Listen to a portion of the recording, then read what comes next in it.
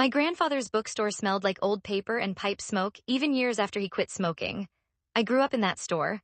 Cyrus Whitlow, that was his name, though to me he was just Grandpa, built it from a single card table of used paperbacks in 1974 into a two-story shop on Kessler Street, the kind of place people drove an hour to visit on weekends. When he died, he left the store to be run jointly by me and my cousin Preston, with instructions that the profits split three ways: me, Preston, and my mother, his only living daughter. I was 26, working full-time as a paralegal 2 hours away, so it made sense that Preston, who lived in town and had helped Grandpa on weekends since he was a teenager, would run the day-to-day. I trusted him. He'd practically grown up behind that counter too. For the first year, everything felt fine. Preston sent me quarterly numbers, nothing spectacular, but bookstores rarely are. He always had an explanation ready. Foot traffic was down since the new parking meters went in. Online used book sites were eating into rare book sales. The roof needed patching and ate into that quarter's margin. I didn't question it much. I had my own job, my own life, and honestly, I didn't want to be the cousin who swooped in and second-guessed the one person actually putting in the hours. But there was one thing that nagged at me quietly for months before I let myself really look at it. My grandfather hadn't just sold used paperbacks. Tucked behind the register in a locked glass case, he kept maybe 30 or 40 genuinely valuable books, first editions, some signed, one or two that collectors used to call him about from out of state. He loved that case more than almost anything in the store. He used to let me dust it when I was a kid, and he'd tell me the story behind every spine. A signed first edition of a war novel, a veteran had traded him for store credit in 1986. A pristine first printing he'd bought at an estate sale for $12 and later learned was worth thousands. He called that case the retirement fund I'll never touch. After he passed, I assumed the case was still there, still full, quietly appreciating in value the way old books do. I never asked Preston directly. I just assumed. The first crack in that assumption came from something small. I was home for a weekend, helping Preston reorganize the storage room when I noticed a stack of empty archival sleeves, the kind Grandpa used to protect the rare books, sitting in a recycling bin. Maybe 15 or 20 of them. I picked one up and asked Preston what happened to the books that used to be inside them. He didn't miss a beat. We had a bad water leak in the ceiling above the case last spring, he said. Ruined a bunch of the older stock. I had to pull them out, some were too damaged to keep. I sold what I could to a wholesaler for pennies, honestly, just to clear the space. He said it so easily, so matter-of-factly that I nodded and let it go. Water damage happens, old buildings leak. It was a plausible story and I had no reason yet to doubt him, except something small kept bothering me later that night. I remembered that case had a small dehumidifier built into it, something Grandpa had installed himself after a scare years earlier with a different leak. He was obsessive about protecting those books.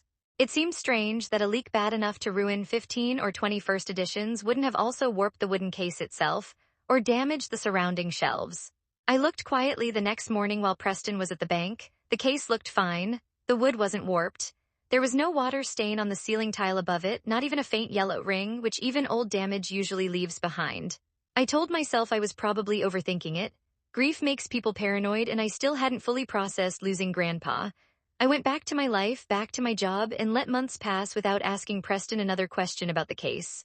Looking back now, I think some part of me didn't want to know. Preston was family. He'd been kind to me my whole life. Doubting him felt like a betrayal of its own kind. The call came on an ordinary Tuesday in March, almost a year after the leak story. I didn't recognize the number, a landline area code from 3 states over. The woman on the other end introduced herself as Marguerite Voss, an antiquarian book dealer who specialized in mid-century American first editions. She said she'd recently acquired a signed first printing at an estate auction, and while researching its provenance for her own records, she found a decades-old newspaper clipping tucked inside the dust jacket, a clipping from a small-town paper, featuring a photograph of my grandfather standing proudly beside that exact book in his shop, taken for a local human interest piece back in the 90s. She wasn't calling to accuse anyone of anything.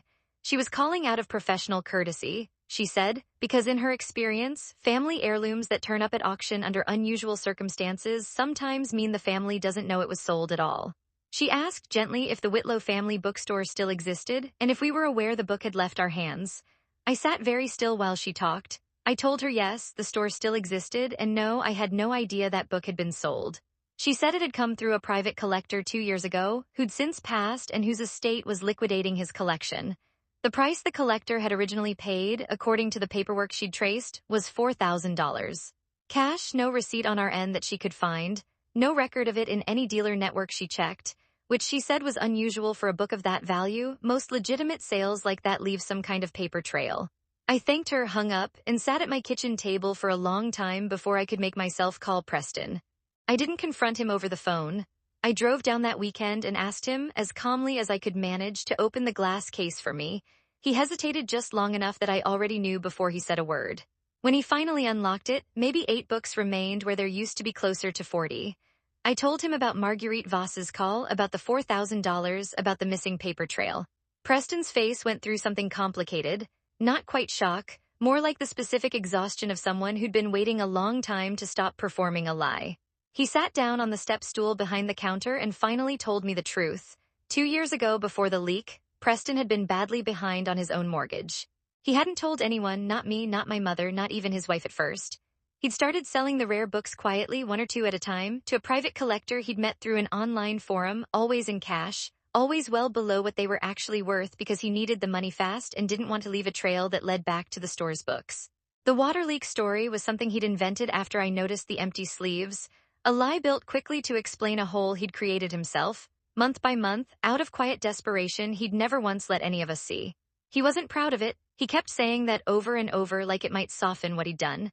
He said he always meant to pay the store back once things stabilized, that he saw it as borrowing rather than stealing, even though he knew, somewhere underneath the justification, that it wasn't his to borrow.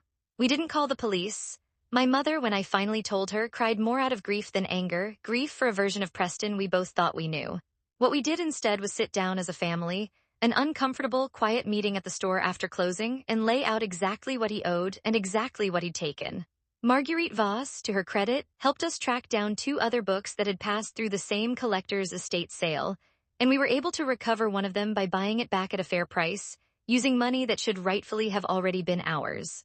Preston stepped down from running the store. It wasn't a punishment exactly, more a mutual understanding that trust, once spent that way, doesn't rebuild itself just because everyone apologizes. My mother and I hired a store manager, someone with no family stake in the outcome, and Preston still visits sometimes, restocking shelves on weekends the way he used to as a teenager, quietly making amends in the only currency he has left, which is time and effort freely given, expecting nothing back. I think about my grandfather's glass case often now. Half empty still, though we're slowly filling it back in with books that mean something, not necessarily the same books, but new ones that will carry their own stories forward. I used to think that case was about money, about a retirement fund he never touched. I understand now it was never really about the value of what was inside it. It was about trust, the idea that some things, once you promise to protect them, you protect them even when nobody's watching, even when the temptation to quietly borrow against them feels smaller than the fear of admitting you're struggling. Preston learned that lesson the hard way, and so, in a smaller way, Did I Trust doesn't ask you to stop loving someone. It just asks you to look a little closer, even when looking closer feels like the harder, less comfortable thing to do.